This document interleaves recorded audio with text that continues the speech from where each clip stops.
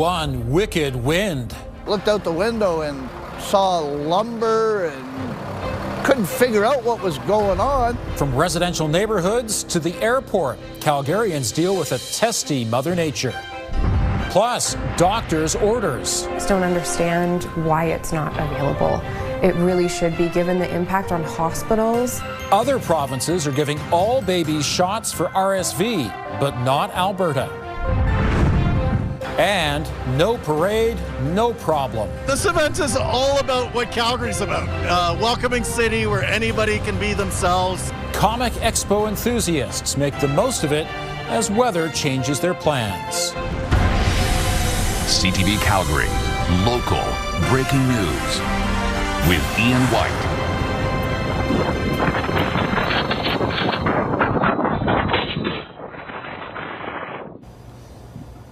Anything that wasn't tied down was probably blown away today. That includes this trampoline swept away from a yard in the northwest. Gusts were close to 90 kilometers an hour during the worst of the windstorm.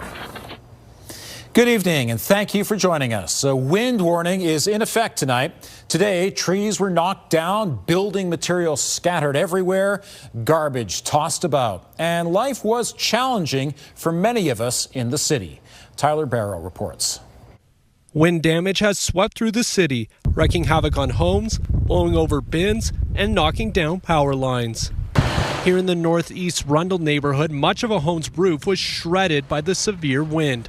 One neighbor just getting out of the shower as it happened. Looked out the window and saw lumber and couldn't figure out what was going on. I looked up to find that my neighbor's roof was completely torn off. Fire crews responded to 225 wind-related calls. No injuries were reported. Gusts reaching up to 90 kilometers an hour, knocking over this tower in the Sunridge London Drugs parking lot. Half of this vehicle's roof gone. And here's this bad bounce, as a trampoline was blown off a property by the heavy gusts, while airline passengers were just hoping for a smooth landing. Quite bumpy coming through, lots of drops forwards and up and downs and what have you. Rough flight, like all the way here, like once we got into the Alberta border, but landing was like definitely very rough. No flights were impacted by strong winds, according to airport officials. Here at the Peace Bridge, the windy weather kept many at home. Some wouldn't let it get to them. I'm cold, but it's good fun. That's why I keep running, so I won't hang about, but it's great. As some homes suffered significant damage, the Insurance Bureau of Canada says this is the start of severe weather season, and wind is covered. Over the next few days, if you do have damage, reach out to your insurance provider, start that claims process so they can get an adjuster assigned. And Tyler joins us from the city's northeast, where you can just see the garbage is piling up from the wind. Ian, if you look behind me, there is garbage to my left, to my right, and it is no different in front of me. Now, what else is starting to pile up is homeowners' claims, according to the Insurance Bureau of Canada. We won't know for about a month the total claims for damage. The Insurance Bureau of Canada, though, is advising homeowners to take proactive measures, such as securing outdoor patio furniture or putting it inside, as well as taking care of overhanging branches. Ian? Good advice. Thank you, Tyler. And Danielle, you are crunching the numbers on the wind, and it was pretty strong today. Yeah, pretty excessive and definitely dangerous. You have to watch out there. Watch out what's going on around you so nothing flies at you. Okay, 91 kilometers per hour. That was the max gust in Calgary so far today. Close to 90 in Red Deer and around that 80 mark Lethbridge through Brooks. The difference is outside of Calgary, many communities dealing with a lot of snowfall with this as well. So we've had a couple little bursts in Calgary, but outside of the city, imagine these kinds of winds combined with more consistent snowfall and zero visibility. That's what's been going on. We're in the thick of it right now. 1 degree is the temperature. The latest wind gusts at the airport, 78 kilometers per hour. We have the potential for a few flurries here and there. We're not looking at a huge amount, but anywhere from 1 to 3 centimeters over the next 24 hours is possible. Key thing, though, to mention over the next 24 hours is while we're getting the crazy gusts right now, this is going to start to ease. So for the next couple of hours, gusts up to 90 possible, but then overnight, 70 kilometer per hour gusts, and for tomorrow, 40. So still windy, but a lot more reasonable. Ian? Thanks, Danielle. Fire badly damaged a house in southeast Calgary today, and the wind was a factor. It started on the porch of this home in Mahogany and quickly climbed up to the roof. No one was home at the time. Crews had a tough time getting enough water on the blaze because of the strong wind, and they called a second alarm. Often the wind can end up blowing it away from where we want it to go. So that's why we use a combination of the hose lines and the water towers. And again, it can spread very, very rapidly. So that's where it was good instincts from our officer to call that second alarm early, just to make sure we had all the resources on scene, because it doesn't take very long for that fire to spread to neighboring homes. Crews were able to keep the fire from spreading to neighboring homes. Investigators are still trying to determine the cause. A grass fire raced through a coulee on the northwest boundary of Calgary this morning. Again, the strong wind was a factor, so Rocky View County firefighters called on Calgary crews to help. Together, they got it under control quickly, and no buildings were threatened. A spring snowstorm has been battering Edmonton, and in northern Alberta, major highways have been closed. RCMP say around 300 vehicles are stranded on the highway to Fort McMurray. Vehicles have been stuck in drifts, ditches, and behind jackknifed semi-trucks since yesterday evening. Jeremy Thompson reports.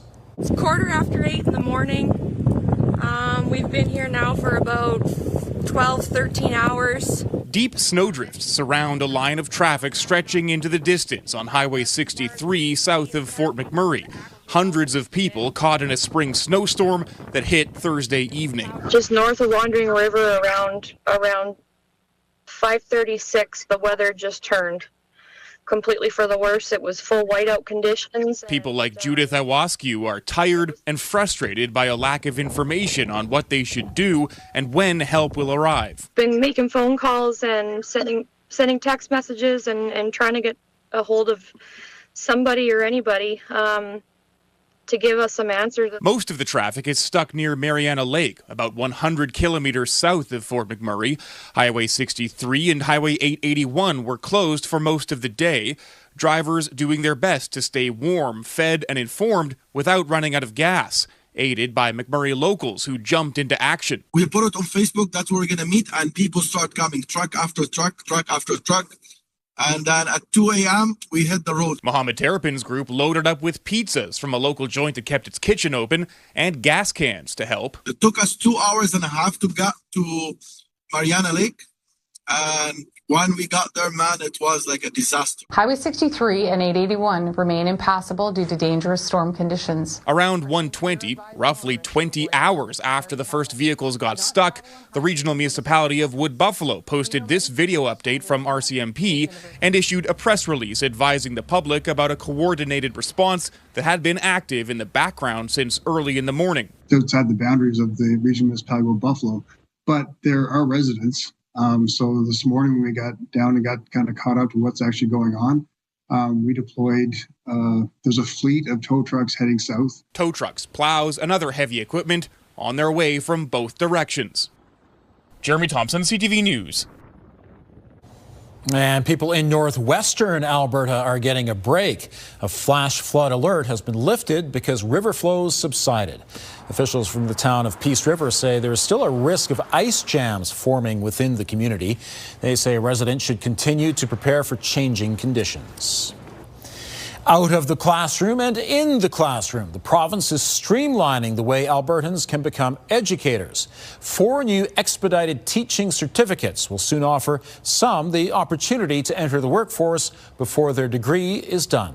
Tim Brooke has more on the program and on why some parents are a little worried. In a push to get more educators into Alberta classrooms, the province is introducing 4 new expedited teaching certificates. Final year Bachelor of Education students, internationally trained teachers, tradespeople, and certain skilled workers will soon be eligible to enter the workforce as they complete their degree or final coursework. The expectation is that by September of this year, there will be courses available under this program. The expedited certificates will be temporary, allowing participants to teach while completing their education. It should make a dent in the province's promise to hire 3,000 new teachers over the next 3 years. But we're certainly not relying on these certificate pathways as a significant measure in meeting those targets. Alberta is facing challenges with retainment and recruitment, but some still worry we're rushing the underprepared into a complex situation. As an organization that supports public education, we have concerns that this would be watering down the profession. In fact, some groups have even deemed it quantity over quality. The active part of teaching is relational, and that comes with experience, and that comes with rigorous training in education. I don't know that we have a shortage of teachers so much that we have teachers who aren't willing to work under this government. The program is voluntary, and all applicants will still be required to complete their course load. I am confident that the total 10 complement of courses that they will be required to complete before being issued a permanent certificate will set them up for success. Applications to enter the expedited process open June 1st, and the province says it'll have more to say on other teacher hiring initiatives in the coming weeks. Tim Brooke, CTV News, Calgary. All new teachers will be part of the current collective bargaining agreement. Issues around preferential hiring, seniority, and pay will be up to individual school boards. You're watching CTV News, Calgary. The Calgary Comic and Entertainment Expo is in full swing with thousands of people taking over the BMO Centre. Jordan Canigan is in the middle of it all. So, Jordan, what's happening there now? Ian, quite a bit, actually. There is a demonstration right now from the Historical Association of Armored Combat. The Alberta Ghostbusters are right behind me, showing off some of their equipment and collecting donations for charity. It is quite busy down here, and we have met fans who have traveled to come to Calgary for this expo from Saskatchewan, BC, Northern Alberta, even met a couple coming up here from Montana, so it is quite busy down here. Now, typically this Calgary Expo kicks off with a parade, but the wind this morning blew up those plans. Did not stop the party, though. With streamers blowing in the heavy wind, the 2026 Calgary Expo officially opens. Cosplayers and comic fans keeping warm and welcoming just some of the celebrities set to appear in Calgary this weekend. We'll have over 100,000 people come through the show this weekend, which is incredible. We have an incredible lineup of celebrities, many of whom are going to be white-hatted at the ceremony this morning. From Mandalorian costumes to the mayor dressed up as Mario. I am Super Mario with the golden wrench and the water pipe. I figured it was appropriate this year. With many fans traveling to come back year after year, some spending weeks and months on elaborate costumes and art.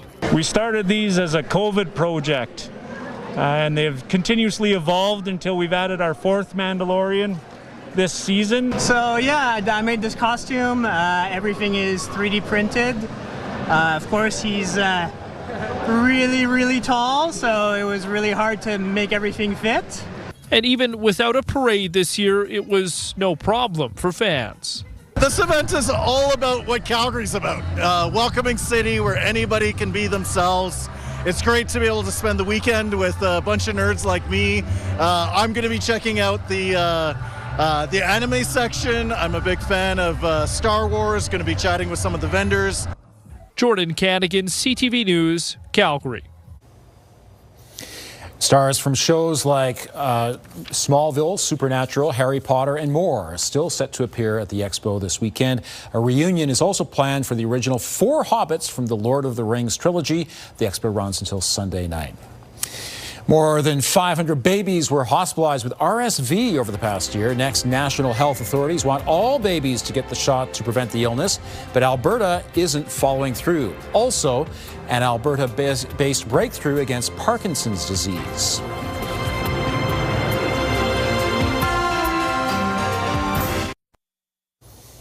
Doctors are urging the province to give Alberta newborns access to free medication targeting a common illness that's the top cause of infant hospitalization in Canada.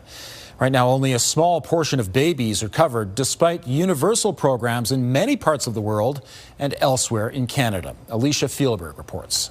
Katrina Bellevance's daughter was 7 weeks old when she caught RSV and was on oxygen in the hospital for 4 days. Having a tiny infant and watching them struggle to breathe is so scary because you have no idea what that outcome is going to be. Bellevance hopes others can avoid that traumatic experience. There are options to protect babies which weren't available in Canada when her daughter got sick, but not every infant in Alberta has access. That's why doctors are urging the province to provide free access to a monoclonal antibody shot for all young babies. Against RSV, it reduces hospitalization and ICU admissions by 80 to 90%. Respiratory syncytial virus led to 525 hospitalizations of Alberta children under the age of 1 this respiratory illness season. 60 of those babies were in the ICU. I think it's important that we protect the babies and we reduce the stress on the healthcare system. Canada's National Advisory Committee on Immunization also strongly recommends a universal RSV immunization program for infants.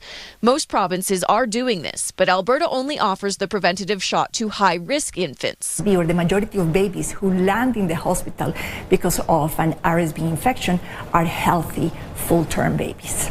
Though most children recover from RSV, there are concerns about possible long-term effects in newborns. The biggest worries is that lack of oxygen, especially in those first few months of life, can have detrimental effects. The province has not committed, saying in a statement to inform future approaches. We have asked the Institute of Health Economics to conduct an Alberta-specific cost-effectiveness and feasibility analysis to guide RSV prevention for future seasons. NACI has already said the cost-preventative RSV shot is generally less than the cost of RSV-related hospitalizations it prevents. We have something that can prevent that, and the fact that it's not available to me is surprising. It doesn't really make sense. Alicia Fieldberg, CTV News, Calgary. Another option NACI recommends is the Abrysvo vaccine, which is offered to mothers late in pregnancy to protect newborns, as opposed to nirsevimab, an antibody given to infants. Alberta mothers can choose to get the shot while pregnant at their own cost. New research at the University of Alberta has led to advancements in the battle against Parkinson's disease. The U of A team is now sharing a promising development, a vaccine that can identify a misfolded protein thought to cause Parkinson's. The vaccine has been tested in mice, and early results are promising, with the immunized mice living 42% longer than untreated animals. The vaccinated ones, they stay healthy much longer. In the end, they still die from the disease, but a 40% extension, if you would give this one to a human being, would be tremendous. On average, 38 people are diagnosed with Parkinson's every day in Canada. The winners of the Foothills Hospital Home Lottery's Grand Prize say it's still sinking in. They won a new home.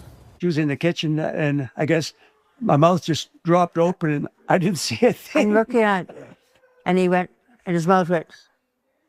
I couldn't. You can't comprehend it. Vivian and Eldon Kennedy picked up the keys today to their $3.2 million show home in Harmony. The couple say they've been buying tickets since the start of the home lottery, but never imagined winning the top prize. A full list of winners can be found at foothillshospitalhomelottery.com. This is CTV News, Calgary. 5 wildfires are burning out of control in BC tonight. The largest has grown to 27 hectares in the Fraser Canyon region. It's burning just east of the Trans-Canada Highway near an area known as Hell's Gate. Wildfire officials say it's in steep terrain with some areas inaccessible to firefighting crews on the ground. Heavy equipment and helicopters have now been assigned to attack the flames. Danielle, you have some really good news for us. The wind warning is over. That's it. It's over. That means less likely to have 90-kilometer-per-hour gusts in the city for the rest of today. It's still gusty, though, closer to 80 kilometers per hour at times. So we're just under the warning criteria. It's still gusty, but you're going to notice a gradual improvement, and tomorrow will be a little on the windy side, but much better than today. Okay, 2 degrees right now, or it was 2 degrees as a high in Calgary. -2 was the high in Brooks and Medicine Hat. So one of the key things this system did is it dragged in that cooler air. It also dragged in a good amount of snowfall in many communities, and I'll show you that on the radar in just a second. But of course, the winds, one of the big stories with this. 91 kilometers per hour. That was our max in Calgary today. Likely we won't hit 90 again. We're looking at this gradual decline in the wind now. Red Deer got close to that 90 mark and 80 for Lethbridge and Brooks. The difference is outside of the city of Calgary, many communities also saw a lot of snow with this, and in some cases quite intense snowfall. So that intense snowfall with these strong wind gusts, you can imagine zero visibility and terrible driving conditions. Still, the advisory in place for blowing snow for many communities. It extends really from Red Deer and Innisfail in through Drumheller, Hanna, Oyen, Brooks, down to Champion, and over through Medicine Hat, Many Berries foremost. Again, this is going to start to ease tonight along with the winds, so things are gradually improving here as we talk. All right, there's that system. Here's the core of it. This is a very impressive system. In fact, here is the core of the upper level low, that counterclockwise spin, and it's driving in that cooler air, creating all this moisture. And because we're so cold, we're looking at this in the form of snow, of course, and creating these very, very strong winds. Just to zoom in, Calgary, we saw less of it, but we did see some isolated and are seeing some isolated flurries out there. But because of the wind, in addition to that, it is blowing around and creating these temporary blizzard-like conditions. And you can see the heaviest is closer to the Medicine Hat area right now and towards Brooks, Trans-Canada area. Okay, let's look at the futurecast so I can give you an indication and show you. As we get through the overnight hours, we'll likely pick up about a centimeter or two in Calgary. So before this is all said and done, 1 to 3 centimeters possible here. But you can see this lightening up as we go through those overnight hours. So tomorrow, there's still going to be pockets, isolated pockets of snow, but it'll be fewer and far between and less intense. And the winds will be a lot easier as well. Sunday, there will be some snowfall built into the Pincher Creek area, 15 centimeters possible. Lethbridge could see a few centimeters from this as well, but we may even see a little bit in Calgary, but we're not expecting much. Good news is here's Monday, and next week looks warm and looks bright and looks stable. So we just have to get through the next day or two. -1 as the high for tomorrow, gusts 40 kilometers per hour in the city, 1 to 3 centimeters of snow over these next 24 hours. Sunday, just the cloud cover and cool temperatures remaining, and then by Monday we start our increase in temperature. So by Wednesday, we'll be back into the teens. That's your Action Furnace 5-day forecast. Thank you, Danielle. New details about why charges were stayed against a self-proclaimed spiritual leader. Lawyers representing John and Leanne de Ruyter say Crown misconduct led to the stay of proceedings. They allege the Crown prosecutor manipulated evidence of 2 expert witnesses it hoped to call at the trial. One that would testify the group was a cult. The second, a forensic psychologist. It's alleged the Crown suggested or made edits to wording in their reports to better suit the Crown's case. The defense intends to file complaints to the Law Society and the governing body of the psychologist and hope to recover court costs. The Alberta Crown Prosecution Service would not discuss any specifics, saying only an internal review is underway. 3 people have been charged after a series of break-ins at Calgary businesses that buy and sell precious metals. Almost $235,000 worth of goods were stolen from 4 businesses in January. Officers executed search warrants on 2 homes on 17th Avenue Southwest and found rare coins, laptops, tools, and even human teeth containing gold or platinum. 2 men and a woman from Calgary face charges. Many in the energy industry are celebrating the approval of a pipeline project today. It's still ahead when the natural gas pipeline expansion will become operational. And another Canadian astronaut preparing to go to space, this time on the International Space Station. Her home's completely gone. Oh my gosh. Fierce and destructive weather tore through parts of the U.S. yesterday. Oklahoma was the hardest hit.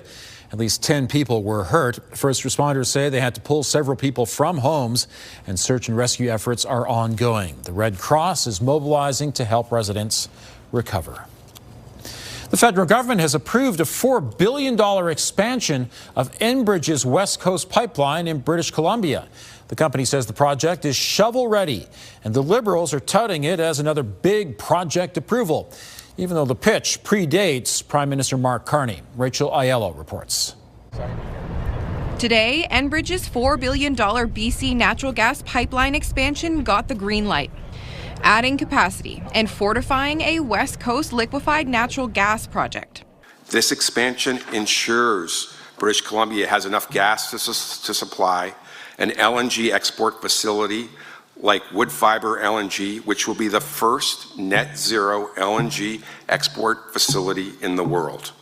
The project will add approximately 140 kilometers of new pipeline by constructing 11 pipeline looping segments parallel to the existing line. Well, it's pretty small, relatively speaking. So 300 million cubic feet a day is, in the context of what we do in Western Canada, is probably 16 or 18 billion cubic feet a day of gas production right now. Construction will begin this summer. And the government says the expansion is set to add more than $3 billion to Canada's GDP, generate more than $700 million in tax revenue, and create 2,500 jobs, including for local Indigenous communities. I think this comes at an important time. There's a lot of economic uncertainty in the world, and Canada's economy needs these kinds of jobs. In a statement, Enbridge's CEO said, "We're excited about the role this project will play in increasing economic prosperity and energy security." But critics say this expansion took far too long to approve, given the Liberals' promise of record speed, and that in the future, major projects need to start moving way faster. There have been lots of announcements, lots of press releases, lots of news coverage about bureaucratic busy work, but not a lot of results. Canada's energy regulator greenlit the project with 47 binding conditions related to environmental protection, safety, and Indigenous engagement. It's expected to be operational by 2028. Rachel Aiello, CTV News, Ottawa. An astronaut from Alberta says he can't wait to look out the window on the International Space Station. Joshua Kutrick spoke today about traveling to the orbiting outpost later this year. I feel a lot of excitement. I feel a lot of Canadian pride. I've personally been preparing specifically for this mission for close to 4 years now. The mission involves leaving Earth for 6 months. So it's a long time, and there's a lot of challenge wrapped up into getting ready for that. Some of it is psychological, just getting ready for the isolation, the time away, the risk management part. A lot of it, of course, is also very technical, learning to operate these systems, the vehicles, the space station itself. At the end of the day, the United Kutrick, who is from Fort Saskatchewan, is expected to launch no earlier than mid-September with 3 other crew members. It will be his first space mission, something he's dreamed about since he was 6 years old. One might think hockey and opera are at opposite ends of the cultural spectrum, but some in Edmonton think they have a lot in common. Coming up, the unique Oilers Opera Project.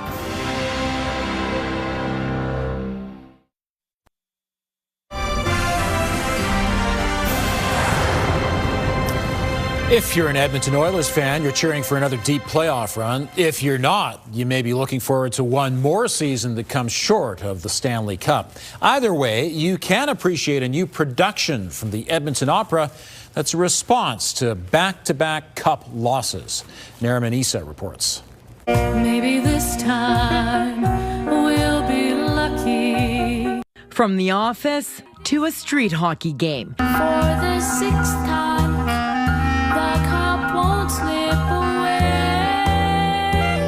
The Edmonton Opera is icing its support for the Edmonton Oilers. There's so many differences that we each have, but what do we all unite around? We can unite around something like the Oilers. Joel Ivany is the artistic director with Edmonton Opera. He says hockey and opera have more similarities than most think. Opera is, to me, the highest definition of kind of art and theater, and that's what you're seeing on the ice. Kind of every one of these playoff games is drama, it feels kind of like life or death, which is kind of what opera can be. This year's video shows some of its opera singers in everyday roles. The scenes from the street hockey game features Ivany's son, Sammy. I've been performing and singing my entire life. The 12-year-old says it was a full day of shooting, starting in the studio and then ending with his scene. I gained my confidence each time I sang it. I didn't pressure him too much into it, but it's something he's a passionate sports fan himself. We will be playing La Bamba, 16 wins with La Bamba. 2 years ago, Edmonton Opera released this video, which included Oilers anthem singer Robert Clark. Ivany says it was met with pushback from some superstitious Oilers fans who believed singing about winning would jinx the team. We're very sensitive to that as well, but also just we love the city and we don't want to miss a part of cheering for this team. Ivany hopes to make these videos a postseason tradition. He says they will always be singing the praises of the orange and blue. We love our city, we love our Oilers, so go Oilers, go. Narwanisa, CTV News, Edmonton. Okay. Not an Oilers fan, but it's fun to see all the things that develop around these playoff runs, isn't it? Yeah. Well, there's no doubt dogs have different personalities, and this one takes gentleness to the extreme. Gentle. Gentle. Nellie, the golden retriever, is slow and steady. Sweet Nellie. Almost zen-like when it comes to snacks. Watch as she takes her time with the treat held out in front of her face. When she finally there we go. Finally eats it, her face shows it was worth the wait. Nellie's such a good girl. Oh, That's so also a very sweet. patient owner to hold that Yes. treat for 5 minutes. Oh, that's lovely to see. Well, people in a community near Los Angeles are getting a close-up look at wildlife in action. Look at this bear cub finding his way out of a storm drain. Wildlife crews came to the residential neighborhood to help coax the little guy out, but he managed to do so on his own and climb a tree and join his sibling. Good. Later on, Mama Bear comes along and eventually finds a shady place to rest. There's Mama Bear to rest at the base of the tree where her little ones are hanging out. Looks cute from here, but I'd like them out of that neighborhood. Yeah, I love bears at a distance. Absolutely. Agreed. Well, finally, planning is key, especially when you're trying that super cool shot to post on social media.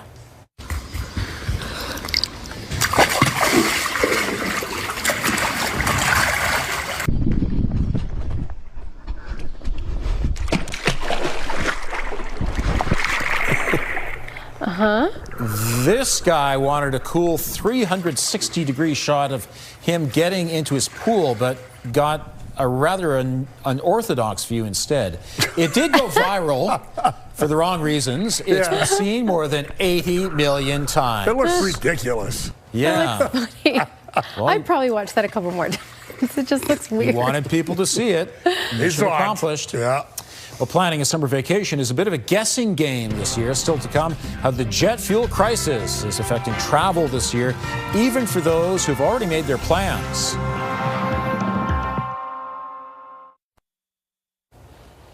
Oh, Skywatch weather camera bouncing around as expected with gusts like this. We've had gusts over 90 kilometers per hour in the city earlier today, and now we're starting to gradually decline. So that's some good news.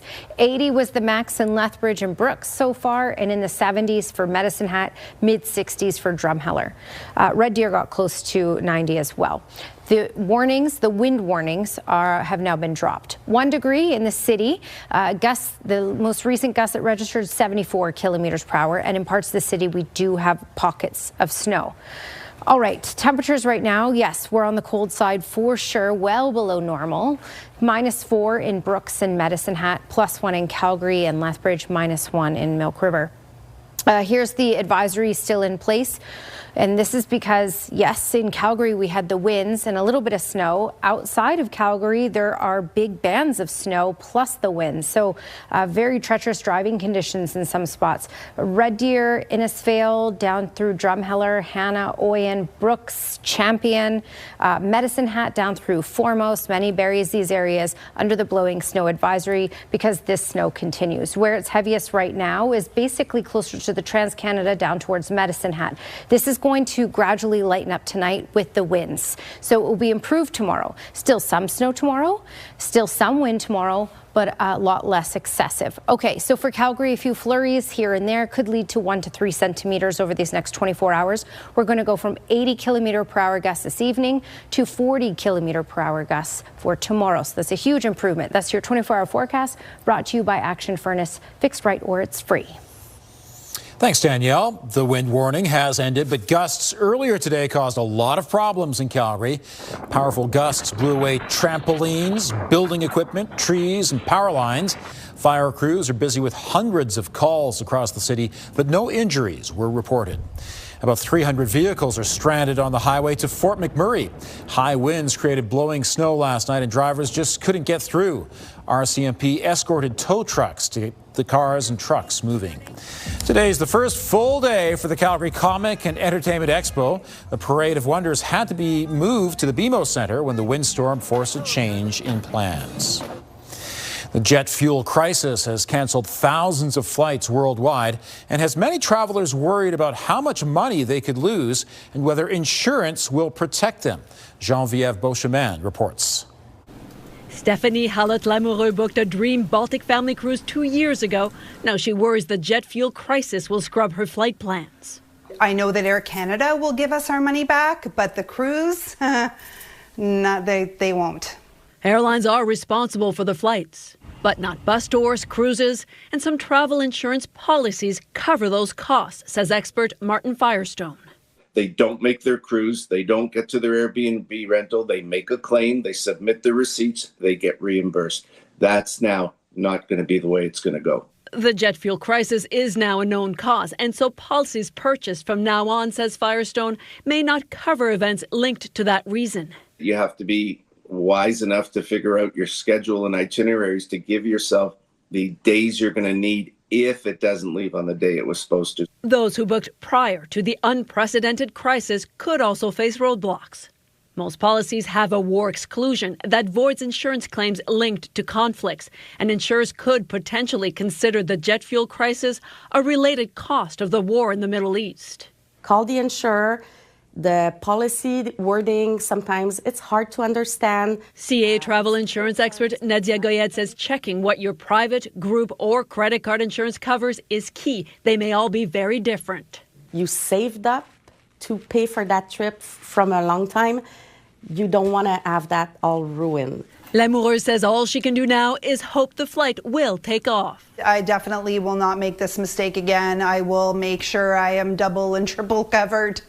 Experts say it's crucial that travelers understand what their policies cover, but also that they seek advice when necessary and that they pack their patience when they head out on trips now. Geneviève Beauchemin, CTV News, Montreal.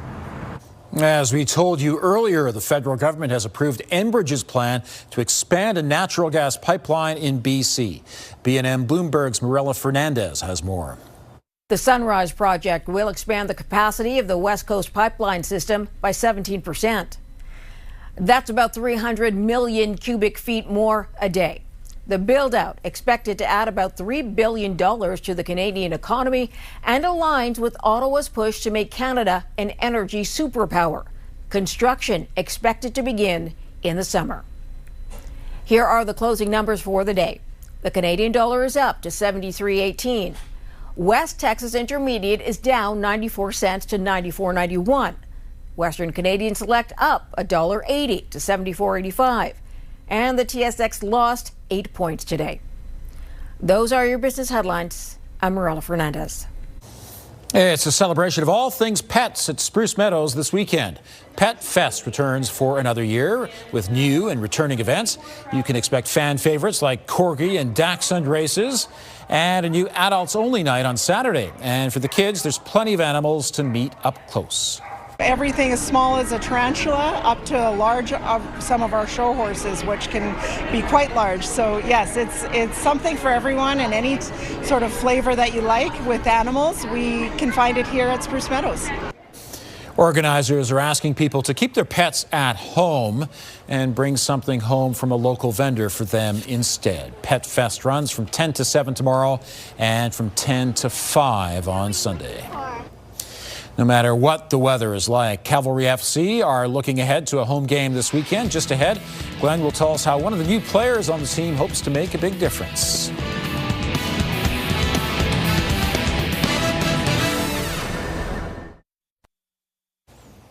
Cavalry FC will put their unbeaten record on the line tomorrow at Atco Field. Glenn is back with us. And Glenn, Cavalry made some changes, and so far it's paying off for them. Ian, Cavalry decided to bring in some new faces this season, and they've all made an impact and brought new energy to the squad. Nathaniel Edwards is one of the new faces on Cavalry FC this season. The 23-year-old came to Calgary after a stint with MLS side Toronto FC and MLS Next Pro side Toronto FC 2. The midfielder has yet to score, but believes that's just a matter of time. He says he's more than just a goal scorer. I feel like a lot of my game isn't really revolved around just stats. I feel like I'm a player that brings a lot of positive impact to the team, whether it's my work ethic, whether it's like the little things that like people might not be able to see that make a big difference. I feel like that's a big part of my game, but I do want to improve on the goals and the assists for this year for sure. Cavalry signed Edwards through 2027 with a club option for 2028. Head coach Tommy Wheeldon Jr. calls him a hybrid because he plays so many different positions, and he's fit in very nicely. I think he can play in all four corners, but what he does do is he's got this unbelievable repeated sprint ability. So if you're going to bring the work, you rely upon him, and he creates space for others. Edwards says he's adjusting to life in the CPL, and he loves the style that Cavalry plays. He also enjoys learning from the coaching staff. It's just the little details that people might not even realize, or us as players, sometimes we don't even realize when we're on the pitch because things are just moving so fast. They're really able to pick apart and say, this is a game changer right here. And they're clear on like what that is. So when they tell you, it's easy for you to understand and then apply it on the pitch. We know it's not going to be a very nice day in Calgary on Saturday. Wheeldon Jr. says he's hoping the crowd will bring the energy, and he says his side will be ready. It's just crazy weather regardless, so you got to adapt. As we've said, you know, we've played in finals and first games in snow, so this is Canada. We got to adapt to it. Yes, indeed. Kickoff for Saturday's game, 3 o'clock at Adco Field. And don't forget, Wild also in action against Montreal, 5 o'clock on Saturday. Busy soccer day in the chilly cold. Yes, that coach has a great attitude. This is Canada, after all. It is. We have to put up with it. At least there is no wind warning now. It seems to be getting a bit better. So the worst of it is done, and now we're just gradually improving. So tomorrow, while it will still be cold and a little windy and a little snow, it'll be better than today. But, I mean, still not great for the end of April. -1 is the high, gusts 40 kilometers per hour rather than the 90 we had today. 1 to 3 centimeters possible tonight through tomorrow. And then Sunday, mainly cloudy, snow's done, wind's done, but still cold at -2. But next week will be bright, it will be warm, 13 by Wednesday. Weather window brought to you by Lux Windows and Doors, crafting quality windows and doors for your style, budget, and Alberta's climate. And I would say that this next warm stretch that we get is going to last a whole week. And so that helps us accept what happened yesterday and today. Michael Interessano sent this one in from Signal Hill yesterday of the Verka. Dramatic shot right there. All right. Thanks very much. Thanks for joining us. Have a great night.